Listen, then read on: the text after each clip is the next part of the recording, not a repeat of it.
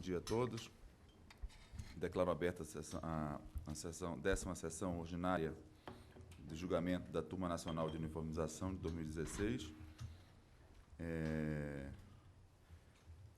Quero saudar todos os eminentes magistrados presentes, e em especial os senhores juízes Ronaldo da Silva e Bianor Arruda Bezerra, que hoje tomam assento neste saudalício. Senhores advogados presentes, senhores servidores da Casa, eminentes subprocurador da República, doutor Darcy Pitobello, doutora Viviane e doutor Fernando Zandoná, que é juiz que me auxilia também aqui na TNU.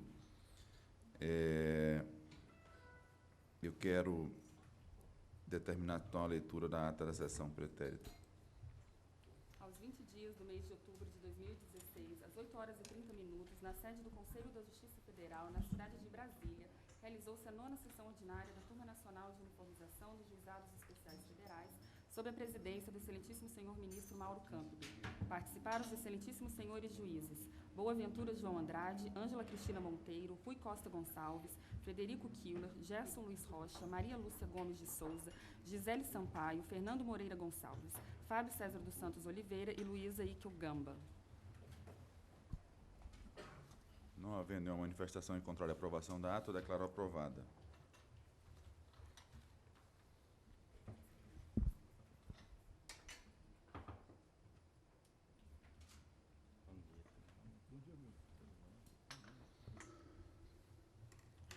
Apregou em julgamento processo 010, de final 7.000, cujo tema é decadência, prescrição, disposições diversas relativas às prestações de direito previdenciário. É agravante neste processo o INSS e agravado Ludmila Solotorio. Eu convido a chegar à tribuna o doutor Marcelo Torres Quinelato.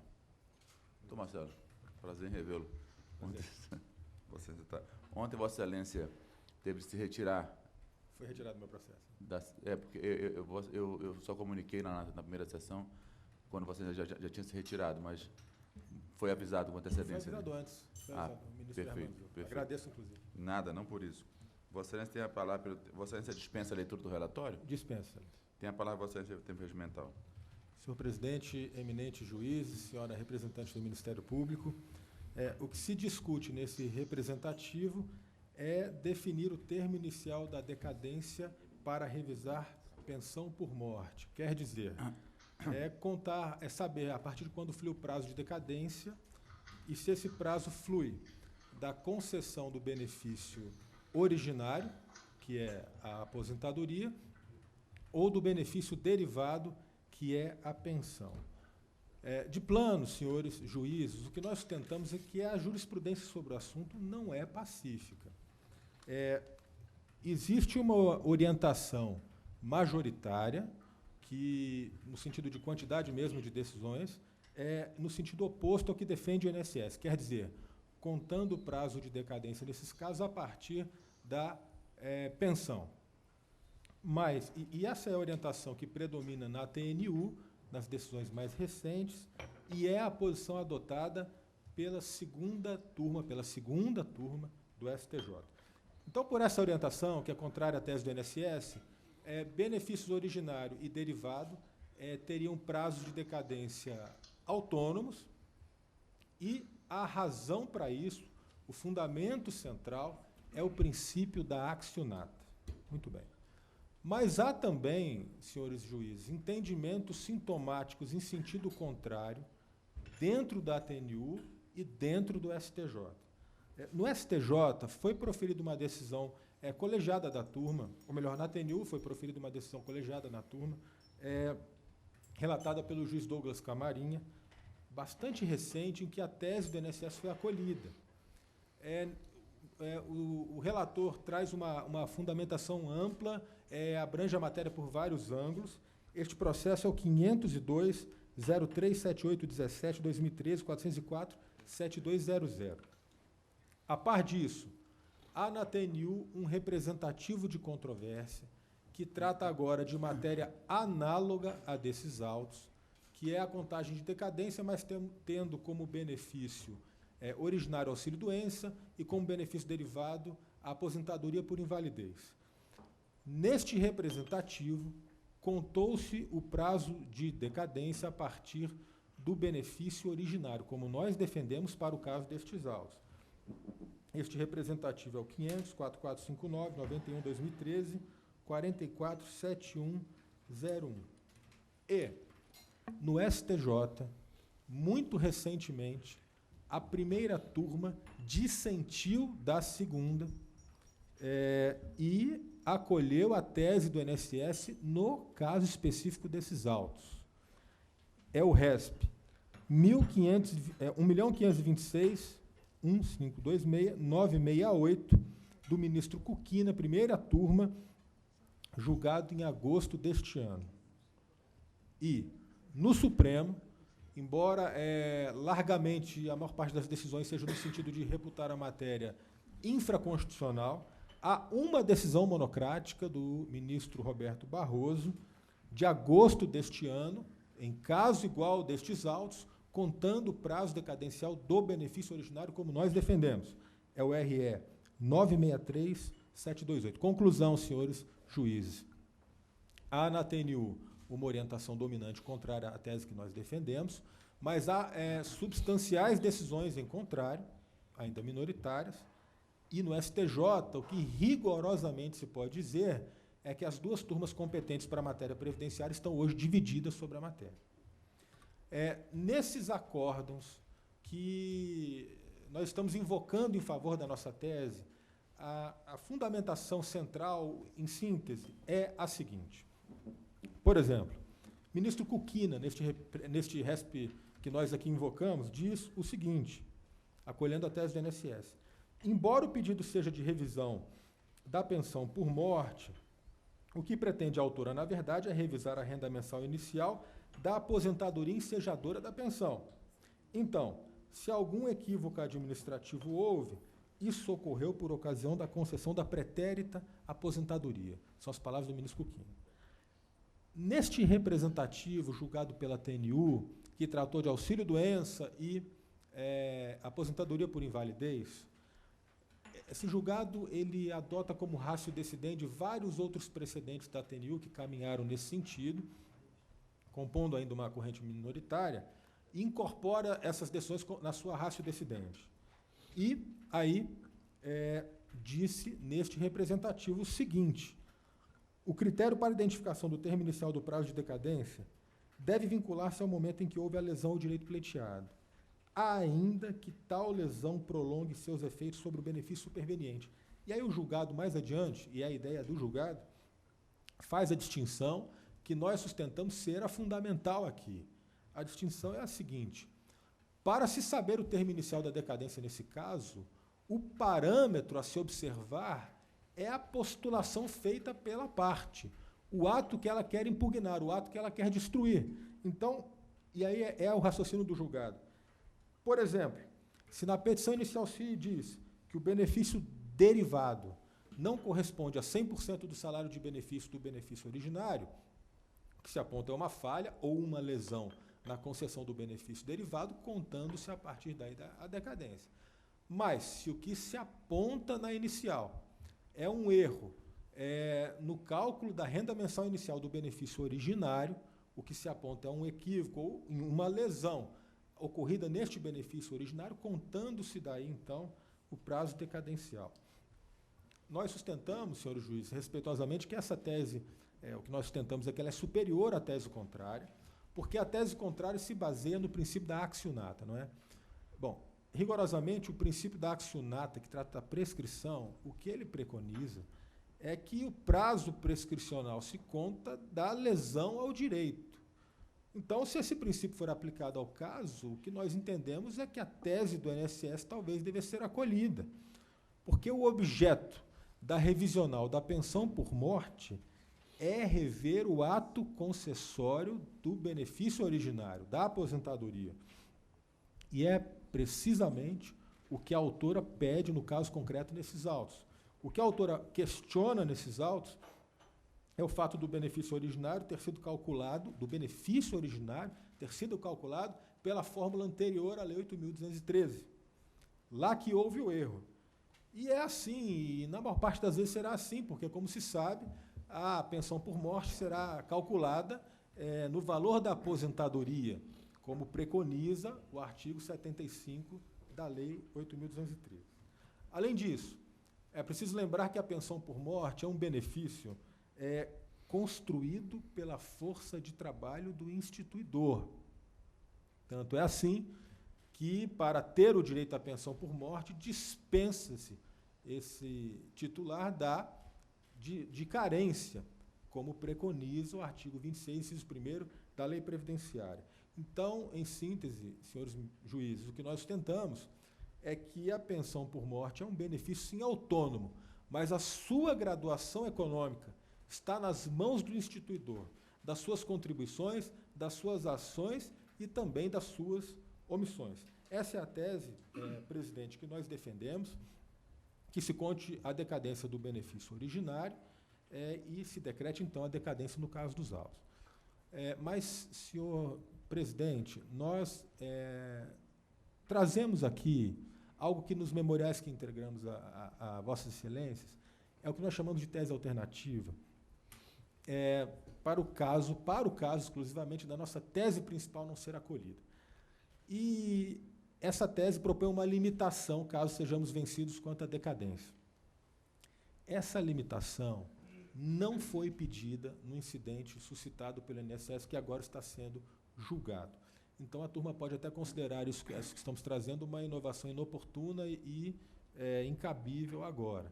Mas nós nos animamos a trazê-la porque, a rigor, o que hoje a turma faz é fixar um precedente, não é? É fixar uma tese que pode ter aplicação, vai ser aplicada em outros casos, e que pode, até no caso concreto desses autos, não se aplicar, talvez por razões processuais. Mas nós precisamos citar isso porque é uma orientação recente do STJ sobre a matéria.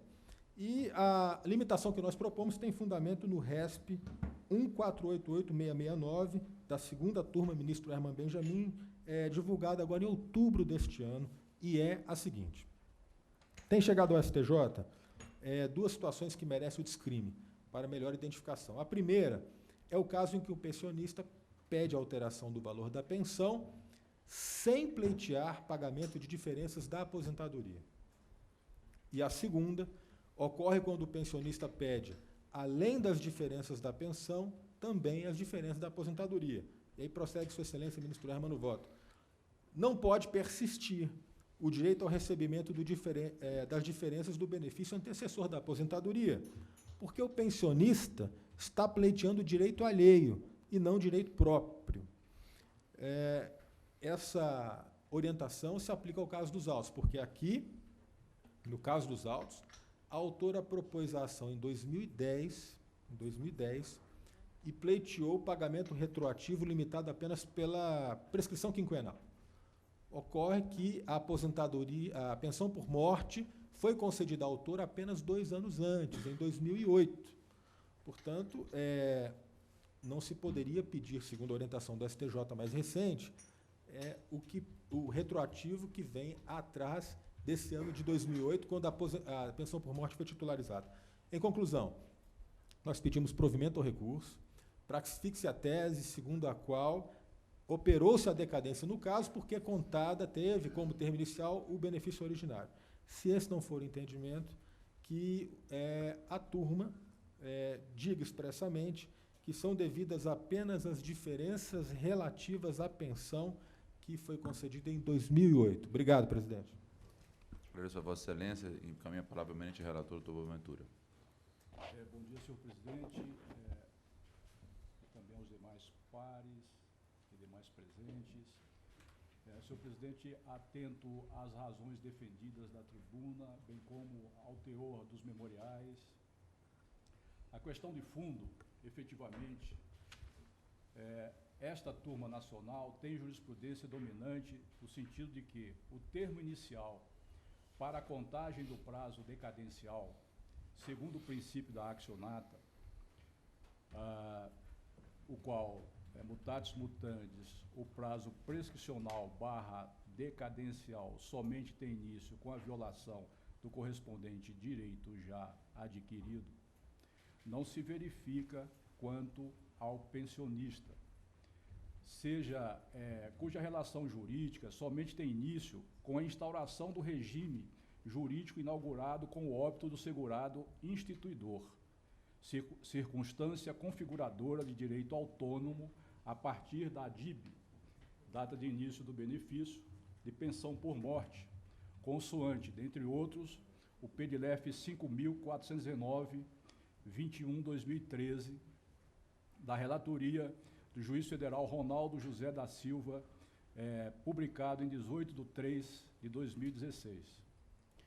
No mesmo sentido, é um entendimento jurisprudencial convergente no âmbito do Superior Tribunal de Justiça, conforme, por exemplo, a ementa do RESP a seguir reproduzida nos seguintes termos. A jurisprudência que vem se firmando no STJ em torno da pretensão à revisão do ato de concessão da pensão por morte é no sentido de que o termo inicial do prazo decadencial, previsto no artigo 103, caput da Lei 8.213, de 1991, corresponde à data de concessão desse benefício previdenciário derivado, observância do princípio da accionata, RESP 1.529.562, Ceará, segunda turma, relator, ministro Herman Benjamin. Publicado em 11/9/2015, agravo regimental não provido. A relatoria é do eminente ministro Mauro Campbell Marques, segunda turma, julgado em 27/10/2015.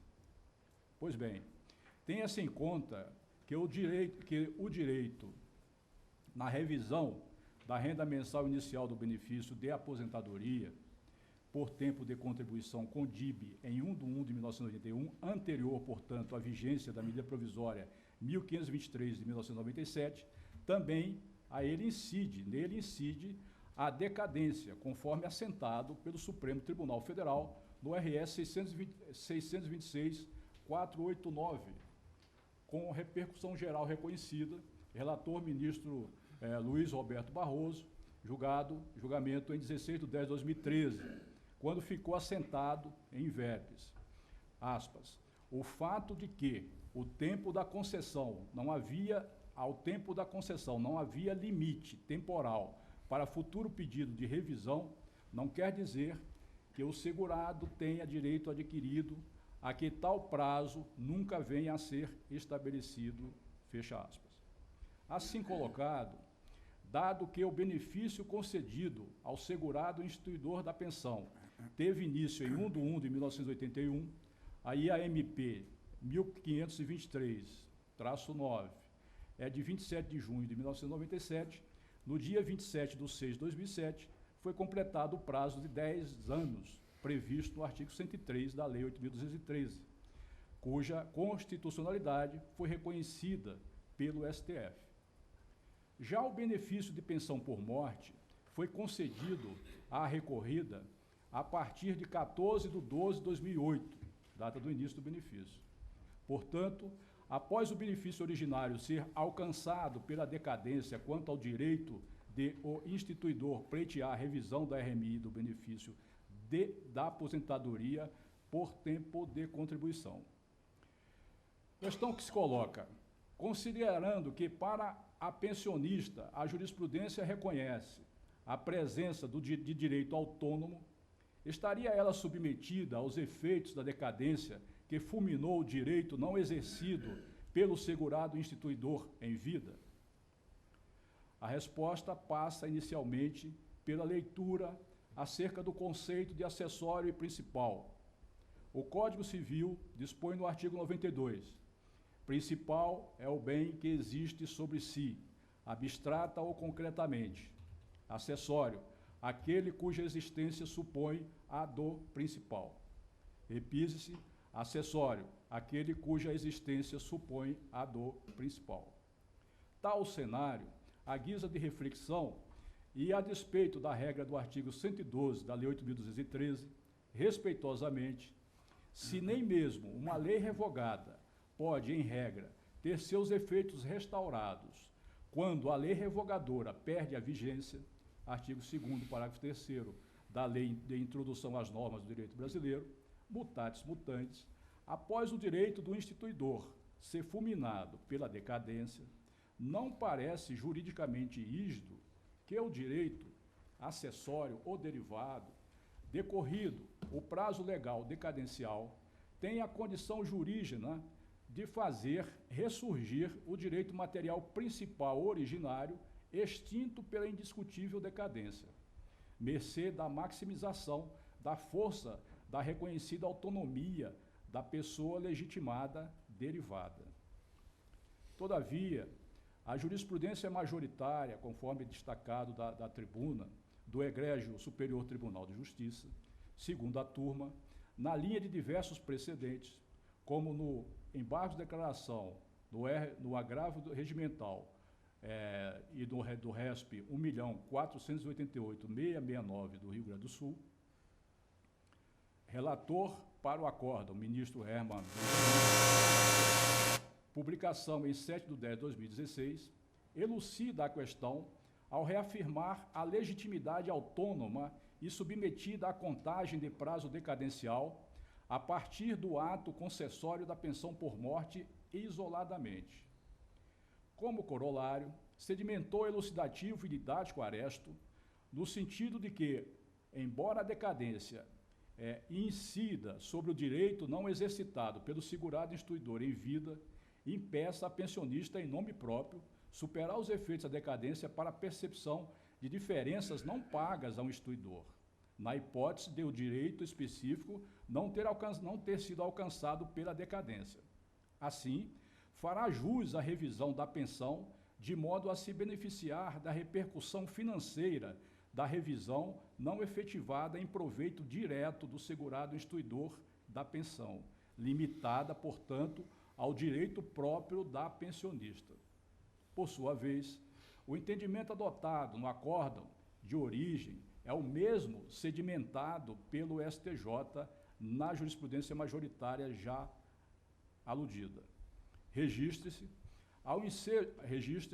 que, embora o teor da questão de ordem 24 da TNU oriente no sentido do não conhecimento do incidente de uniformização, tenho como recomendável relativizar essa diretiva em caso, na perspectiva da uniformização do tema no âmbito representativo. Nessas condições, ressalvando pontualmente o entendimento deste relator, itens 11 a 16, voto para conhecer e negar provimento ao incidente de uniformização. Em decorrência, firmar a tese representativa da controvérsia no sentido de que, 1. O marco inicial para a contagem do prazo decadencial do benefício de pensão por morte transcorre independentemente do benefício do segurado instituidor, portanto, a partir da data de início do benefício derivado. E 2. Em alinhamento com a jurisprudência majoritária do STJ, acima destacada, caso o direito de revisão específico do pensionista não seja alcançado pela decadência, o benefício não poderá receber eventual, o beneficiário não poderá receber eventual diferença oriunda do recálculo do benefício do instituidor originário, em relação ao qual houve o transcurso do prazo decadencial, mas fará jus ao reflexo financeiro correspondente na pensão concedida. É o voto, senhor presidente. Neste processo, já há um pedido de vista de Sua Excelência, o eminente doutor juiz Rui Costa Gonçalves, mas eu vou adotar aqui um critério que adotamos lá no tribunal, indagar de Sua Excelência doutor Bianor, que está na eventualidade na sessão, se deseja antecipar o seu ponto de vista e votar. Eu aguardaria. Aguardará. Eu proclamo, então, após o voto do relator, pediu vista na ordem, Sua Excelência, o doutor Rui Costa Gonçalves.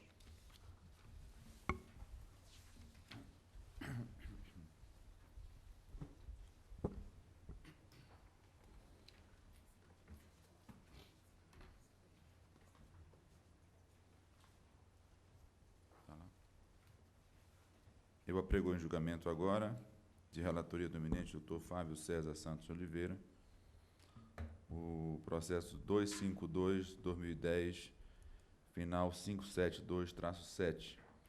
Assunto auxílio doença previdenciário, benefícios em espécie, direito previdenciário. O requerente é o senhor Carlos Alberto do Nascimento, requeridos mesmos. A sustentação será lançada por videoconferência e eu indago do eminente doutor José Rodrigues de Queiroz Júnior se dispensa a leitura do relatório. Bom dia, presidente, demais vereadores. Dispensa a leitura. Bom dia, e Vossa Excelência tem a palavra pelo tempo regimental. Presidente, como já anunciado pelo eminente presidente, o caso é de benefício por incapacidade. E, no caso, o segurado, o cidadão, ele possui uma incapacidade denominada espondiloartrose anquilosante, que é uma doença congênita e degenerativa, onde vai atrofiando os membros inferiores e as articulações atingidas. Preliminarmente, mister registrar que aqui não se trata de exame laboratório, porque o caso já foi admitido pela presidência e admitido nas instâncias inferiores. Não há aqui, ao nosso entendimento, o âmbito da súmula 42.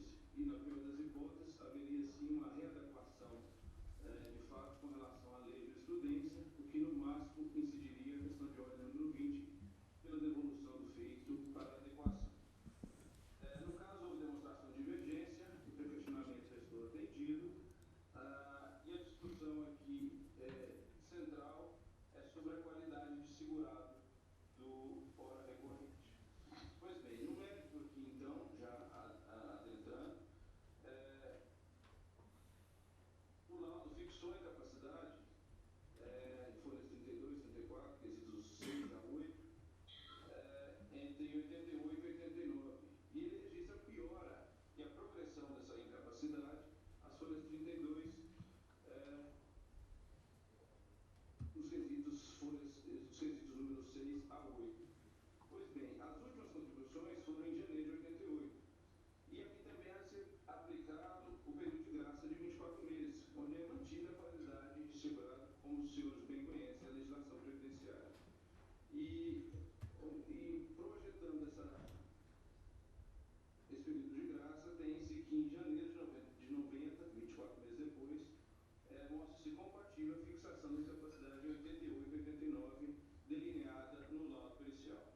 O acordo ora vergastado apenas indica que voltou a contribuir em 2006 e não concede o benefício. Vejamos a leitura do pequeno trecho do acordo, então, guerreado.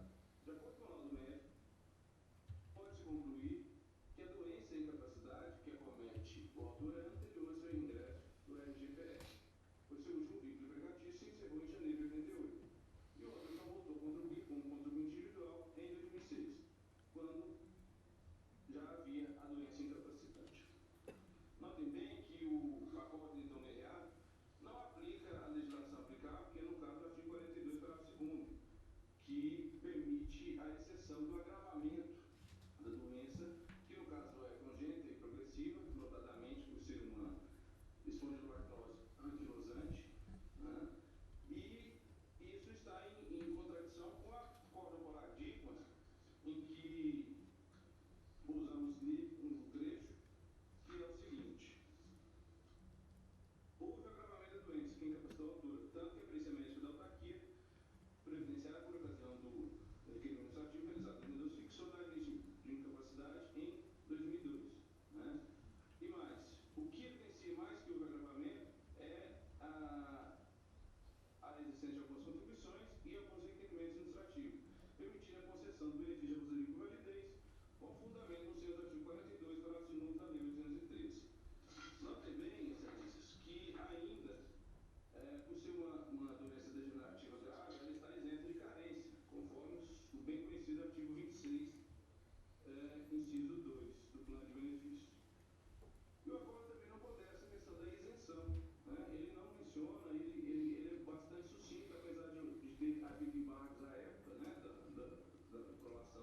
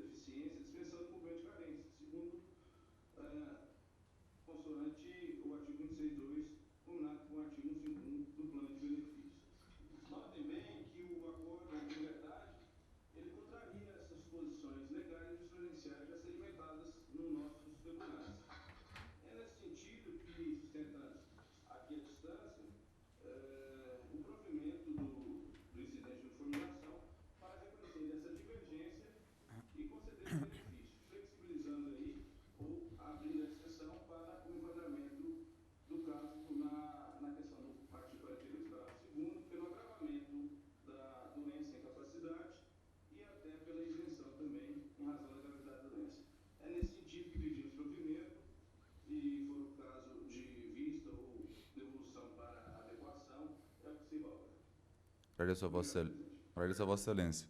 Caminho a palavra ao eminente relator, doutor Fábio César dos Santos Oliveira. Inicialmente, bom dia, senhor presidente. Bom dia. Saúdo o membro do Ministério Público, os colegas presentes, o senhor advogado que fez a sustentação pela tribuna, os demais advogados presentes, servidores dessa casa.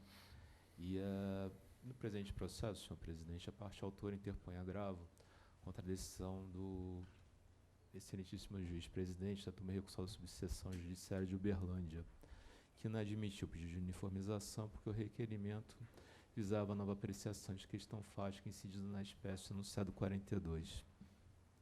Em análise do recurso, verifico que a decisão agravada observou corretamente a orientação do enunciado 42, uma vez que o acórdão prolatado, em julgamento do recurso nominado, aplicou o princípio do livre convencimento do magistrado diante das provas apresentadas e concluiu que a incapacidade elaborativa da parte autora teve início antes do seu reingresso no regime geral da Previdência Social.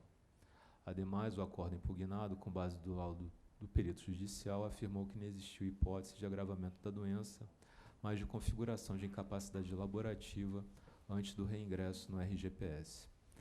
Eu transcrevo, então, o teor do acórdão no seu voto ementa e, diante dessas conclusões, eu voto pelo não conhecimento do pedido de uniformização, de acordo com o enunciado 42 da súmula da TNU, e porque as razões estão dissociadas daquelas adotadas no acórdão recorrido. É como voto. Agradeço a Vossa Excelência. Há divergências? Não havendo, eu proclamo, então, a turma, por unanimidade, não conheceu do incidente. Agradeço a Vossa Excelência. Senhor advogado. Apregou em julgamento. Também. Apregou em julgamento o processo número 300, final 6301, assunto aposentadoria por invalidez, benefícios em espécie, direito previdenciário, requerente a senhora Ivanilda Rodrigues Dias, requerido o INSS. Está inscrito para apresentação oral a doutora Carla Rosendo de Sena Blanco. Bom dia, doutora Carla. Bom dia, excelência. Vossa Excelência dispensa a leitura do relatório? Dispenso. Vossa Excelência tem a palavra pelo tempo regimental. Bom dia, colega da turma recursal, novos julgadores. Tentarei ser breve no caso presente.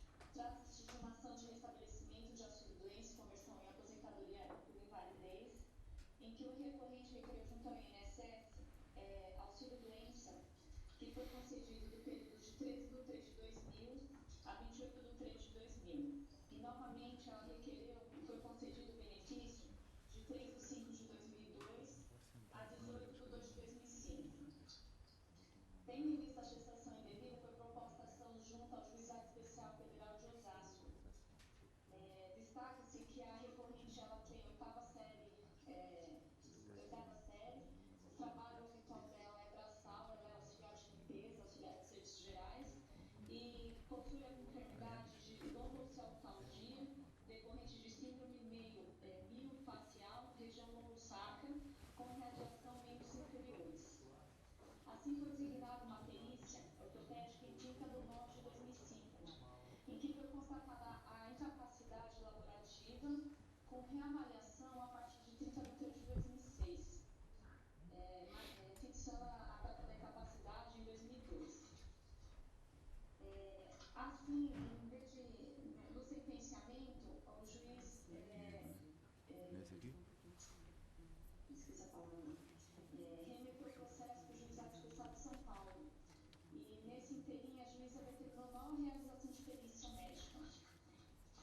Essa perícia foi realizada em 20/9/2007.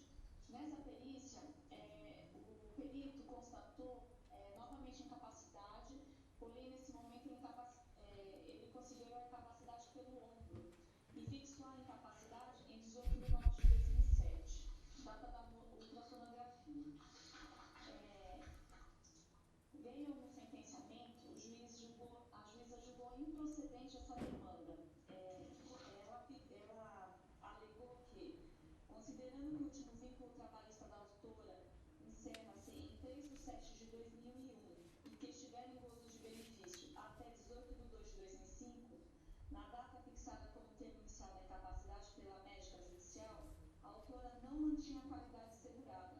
Ora, ainda que se entendesse o período de graça por 24 meses, após o recebimento da última parcela do benefício anterior, resta claro que a autora perdera a qualidade assegurada em março de 2007, ou seja, anteriormente à constatação de uma nova incapacidade. Com todo respeito à juíza de primeiro grau que alegou, porque se na perícia for constatado que ela tinha incapacidade, que essa incapacidade teria que ter uma reavaliação a partir de 30 de 3 de 2006, e essa reavaliação veio do próprio...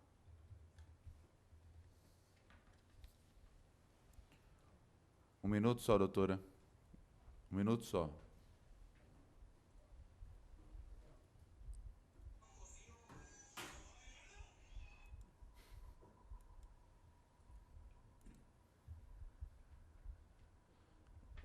Nós não estamos ouvindo Vossa Excelência. Só um minutinho, que a área técnica está verificando. Se retoma o contato. Estamos só... Agora sim. Agora sim. Pode retomar e fica resguardado o tempo de Vossa Excelência. Eu não sei em que momento vocês deixaram de ouvir. Bom, voltando aqui na qualidade assegurada, então, né? Se ela fez a perícia e constatou que ela teria que ser reavaliada a partir do 30 de 3 de 2006, então, considerando então, esse benefício tinha que ser concedido até 30 de 6, pelo mês de 2006, e ser reavaliada, ela foi reavaliada em 20 de 9 de 2007, então ela teria qualidade assegurada, sim. Além disso, não foi avaliada as condições psicossociais dela,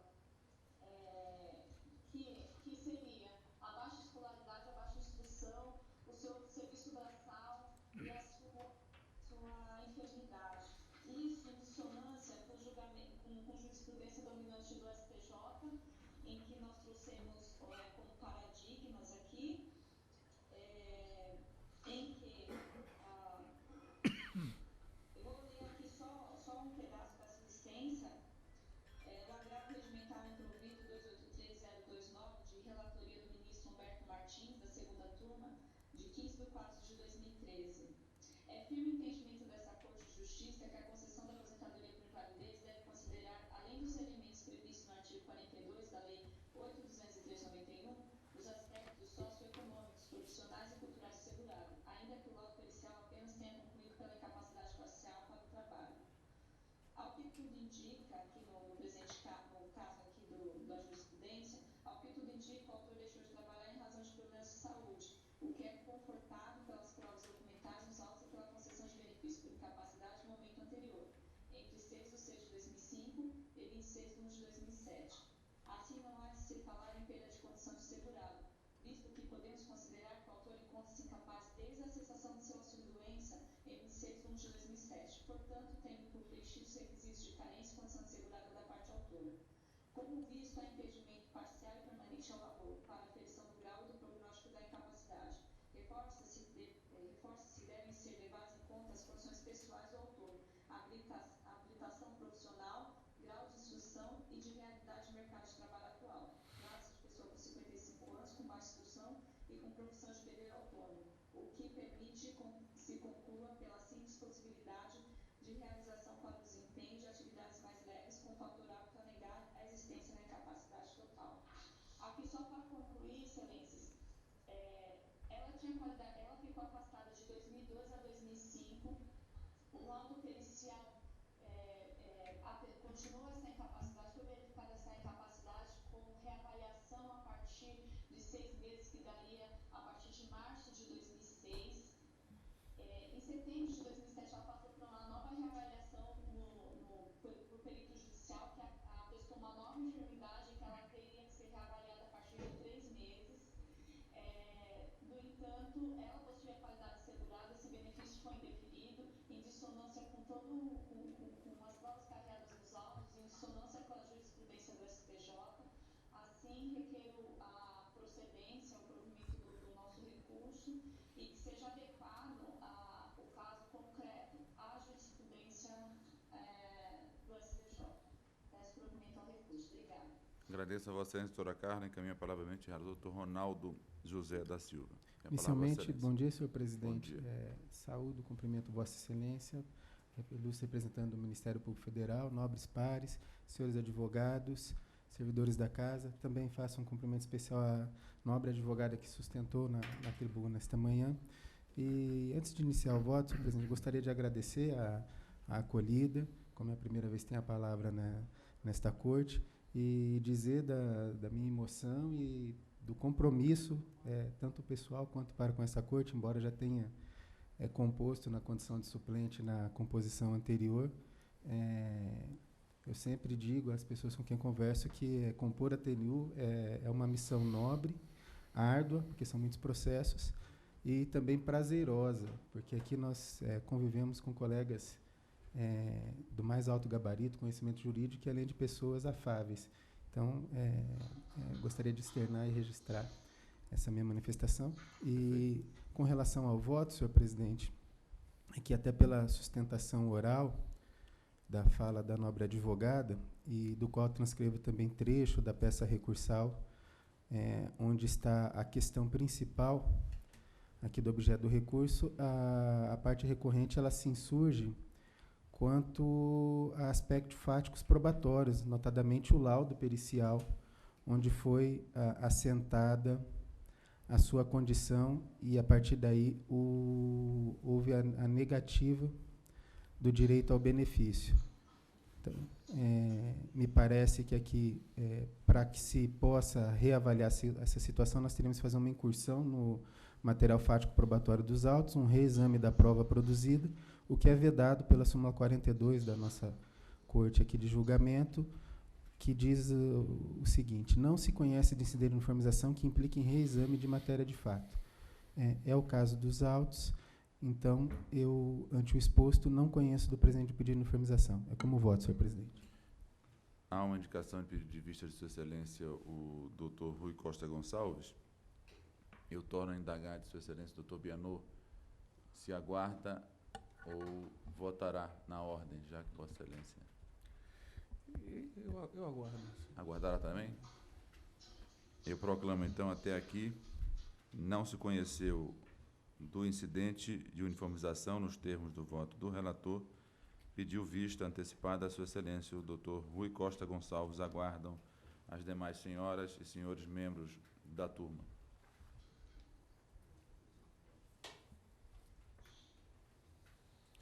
Apregou em julgamento, ainda de relatoria, o Dr. Ronaldo José da Silva, o processo 302, final 8307, benefício assistencial, benefício em espécie, previdenciário.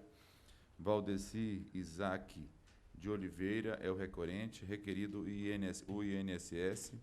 Está inscrita para sustentação oral a doutora Joislane Melo. Bom dia, doutora Joislane. Bom dia. Vossa Excelência dispensa a leitura do relatório? Dispenso, sim. Tem a palavra, Vossa Excelência, pelo tempo regimental. Primeiramente, bom dia a todos. Bom dia, ministro-presidente. Bom dia a todos os demais. E quem saúda no nome do relator, Ronaldo José da Silva. Parabenizo e desejo boas-vindas à TNU.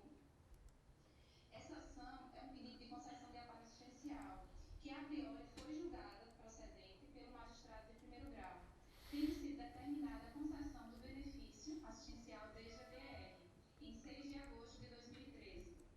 Em sede de recurso inominado, a turma recursal reformou a sentença, julgando o pedido improcedente, sob o argumento de que teria ocorrido o instituto da coisa julgada, uma vez que o autor teria juizado uma outra ação em 2010, tendo essa sido julgada improcedente por ausência de incapacidade, ao tempo que o laudo judicial do presente processo teria indicado a DI no ano de 2009. Em trecho elucidativo do seu entendimento, a turma recursal faz constar em seu acordo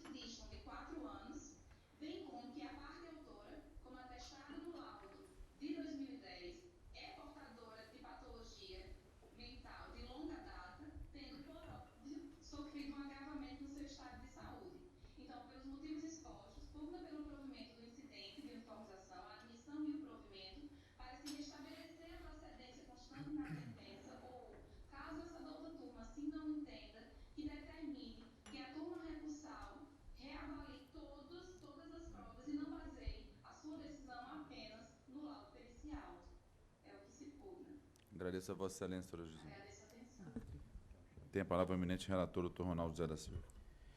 Senhor presidente, também parabenizo a nobre advogada pela brilhante sustentação oral, o que nos faz refletir, senhor presidente, sobre um tema que está na ordem do dia, nesta colenda da Turma Nacional, que é a questão da possibilidade de análise de questões processuais. Uma mudança aí de lege ferenda, até porque nós sabemos que nesse tipo de benefícios de natureza continuativa, relações continuativas, os benefícios, a situação é rebus sic stantibus, né? Ela se altera com o tempo. Mas no caso presente, senhor presidente, infelizmente, com aquela angústia, eu tenho que me fiar à jurisprudência predominante consolidada na súmula número 43 da nossa Corte, que diz o seguinte: não cabe incidente de uniformização que verse sobre matéria processual. E a própria advogada, em sua peça recursal, ela destaca de forma clara que diz o seguinte: o ponto controvertido da presente demanda se restringe à comprovação da ocorrência ou não da coisa julgada. Portanto, sendo a coisa julgada uma questão processual, é vedado a esta Turma Nacional incursionar pelo exame do feito. Desta feita, eu não conheço do presente incidente de uniformização. É como voto, senhor presidente. Alguma divergência? Não havendo, eu proclamo, então, o resultado do julgamento. A Turma Nacional de Uniformização, à unanimidade, não conheceu do incidente de uniformização. Agradeço a Vossa Excelência, doutora.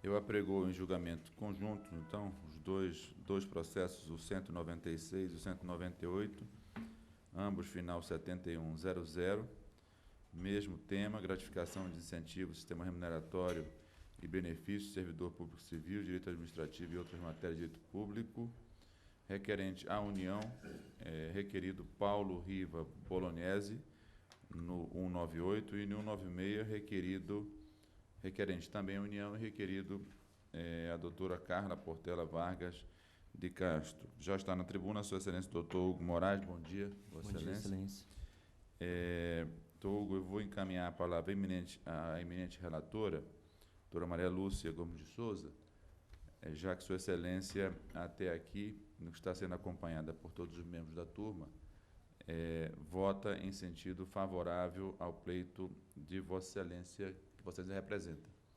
Tem a palavra Vossa Excelência, doutora Maria Lúcia. Excelência, trata-se de um pedido de uniformização interposto pela União Federal contra acórdão prolatado pela turma recursal que reconheceu o devido pagamento da GDAA sem o fator de ajuste de 0,8 de que trata o artigo 2º da Lei 10.480/2002 e portaria número 705/2003 no período de julho a dezembro de 2008. Excelência, como nós já temos aqui precedentes da TNU, eu estou aplicando a questão de ordem número 13 para não conhecer do incidente. E, a princípio, os demais membros estão me acompanhando. Então, eu indagaria se ainda haveria Isso. Vossa Excelência dispensa a leitura? Sim, A sim. sustentação oral, melhor Sim, dizendo? dispensa, Excelência. Mantido o voto da relatora. Eu proclamo, então, a turma à unanimidade em relação aos dois recursos. Não está conhecendo do apelo em ambos os processos. Decisão unânime. Agradeço a Vossa Excelência. Então.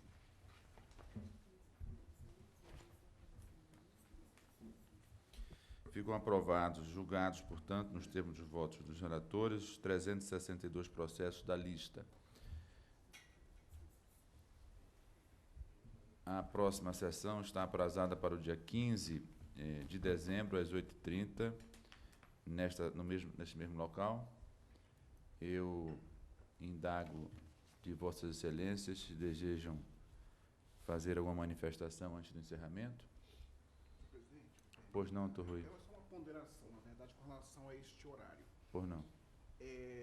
Eu cogitei fazer participar da sessão por questão pessoal, familiar, em Manaus, por exemplo, né? Ia fazer por videoconferência, cheguei até a pedir. Lá seria 6h30 da manhã, por exemplo, né? Por causa do horário de verão, né? Claro, tem a questão das viagens dos colegas e tal, Mas hoje a gente teve um contratempozinho, uma passageira, mas é muito cedo, considerando que os colegas vêm de outras regiões que não adotam horário de verão, pelo menos 9 horas. Eu ponderaria para começar a sessão, se for possível, porque daria um intervalo bom em termos de adaptação e até mesmo de audiência, porque na região norte é cedo demais. Então essas sessões não são assistidas mesmo, assim, a princípio. Né? Então eu faço essa ponderação se for possível. Então a turma está reunida administrativamente agora para deliberar. Eu indago se estão de acordo ou tem alguma ponderação em contrário ao doutor Rui para que a sessão seja atrasada às 9 horas. Bem, senhor presidente, respeitosamente, eu evidentemente que levo em conta as considerações do colega, mas eu sou favorável à manutenção de 8h30. 8h30. Vamos escolher os votos, então. Doutor, bem, agora, doutora Maria, não, agora, não, lógica, não, doutor Gerson. Senhor presidente, eu realmente não tenho uma preferência, eu acho que estamos aqui para cumprir o que foi determinado. Me parece que as ponderações são válidas, as ponderações também do colega. Eu, em princípio, seria assim pela manutenção do horário já estabelecido. Não vejo assim que essa meia hora vai ter um efeito. Se fosse para alterar, então talvez seria uma alteração mais radical para realmente atender aí alguma outra situação. Perfeito. Sr. Boaventura. Porque também facilita o nosso deslocamento, nós que somos de fora, né, a questão de horários de voo e outras circunstâncias correlacionadas. Perfeito. Doutora Maria Lúcia. Excelência, não obstante também as ponderações do doutor Rui, eu também sou a favor, principalmente porque agora vai começar o mutirão, e talvez nossas sessões sejam mais longas. Então, eu acho que é um horário razoável, sim. Perfeito. Eu sou a favor da manutenção. Tá. Doutor Fernando. Senhor presidente, apenas ressaltando que, na minha modesta opinião aqui, acho que essa é uma questão que caberia primordialmente a Vossa Excelência decidir. Eu estou aqui para seguir o horário que Vossa Excelência entender mais conveniente. Mas já que Vossa Excelência nos consulta sobre qual era o melhor horário, eu, por mim, manteria as 8h30. Perfeito. Doutor Fábio? Eu também, agradecendo a abertura da discussão sobre o tema, mas eu voto por 8h30. Acho que não implicaria uma mudança tão substancial essa meia hora. Manutenção em 8h30. Perfeito. Doutora Luísa? Também considerando a ponderação da Lúcia em relação às próximas sessões, que deverão ser mais extensas, eu, então, me manifesto pela manutenção das 8h30. Perfeito. Ronaldo? Senhor presidente, só indagaria ao colega Rui, o pleito seria das 9 horas para essa sessão específica de dezembro, a Vossa Excelência pretende? Horário de verão. Dos contratempos, na verdade. Né? Mas para mim também, eu digo meia hora, mas não é uma questão para mim fechada. Eu sugeri porque eu percebi a dificuldade, até logística. E aqui em Brasília, por exemplo, que nós adotamos, horário de verão, é um horário terrível. Não sei se alguém gosta, mas tudo, a escola dos filhos, se for levar a escola, tudo é complicado aqui. Então é um contratempo local e considero também a questão mesmo no restante do país, grande parte do país, ser cedo demais, né? Até para deslocamento, sustentação oral na região norte, por exemplo, se quiser um advogado fazê-lo, ele tem que acordar mais 5h30 da manhã, por aí, 5 horas da manhã, e sair correndo para poder usar a videoconferência, por exemplo. Então, o horário de verão, ele causa esse transtorno mesmo, em nível nacional, né? Então, seria por isso. Mas não é uma questão assim que eu considero como essencial, mas eu acho que seria bom para a instituição, na medida em que você observa que o resto do país segue o que se chama no Nordeste de horário de Deus, que é horário normal, né? Certo. Então, esclarecido, até digo que se fosse para atender uma situação do nobre colega, eu não teria nenhum empecilho em alterar, até porque no meu caso específico, o meu voo só sai à noite também, não tem outro horário, então 8h30 ou 9 para mim seria indiferente, mas levando em consideração as ponderações dos demais colegas, especialmente a questão do mutirão, que Eu já participei de um e sei o quanto as sessões são demoradas, são mais processos, é um volume de trabalho muito grande. Eu peço vênia ao colega e também cumprimento Vossa Excelência pela forma democrática que submeteu uma decisão que seria exclusiva de Vossa Excelência, submeteu ao colegiado a consulta. E acompanho a maioria, já que a maioria assim o prefere. Agradeço a Vossa Excelência. Doutor Bianor. Senhor presidente, eu agradeço as boas-vindas e peço vênia ao doutor Rui. Para mim é indiferente, senhor presidente, então eu acompanho a maioria. Perfeito. Eu só quero registrar que espero que isso não seja uma novidade, sim uma prática rotineira na TNU, que são matérias de ordem administrativas que devem ser deliberadas pelo colegiado. Não poderia ser diferente, mas agradeço o reconhecimento dos que se manifestaram nesse sentido. Fica mantido, então, às 8h30 da manhã.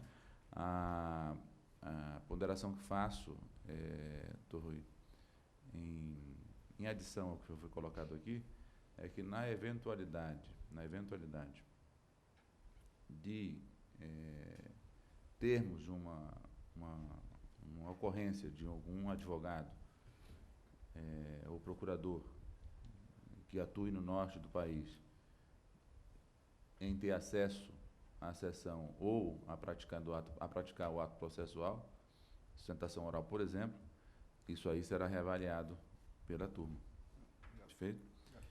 Eu, novamente, então, dou as boas-vindas ao doutor Ronaldo José da Silva, cumprimento e também dou as boas-vindas, agradeço a presença do doutor Bianor Arruda Bezerra, das senhoras membros da TNU, dos senhores membros da TNU, da minha querida subprocuradora da República, doutora Darcy Vitobello, doutora Viviane, de todos os presentes, dos senhores procuradores presentes também, agradeço a presença de todos e declaro encerrada a sessão.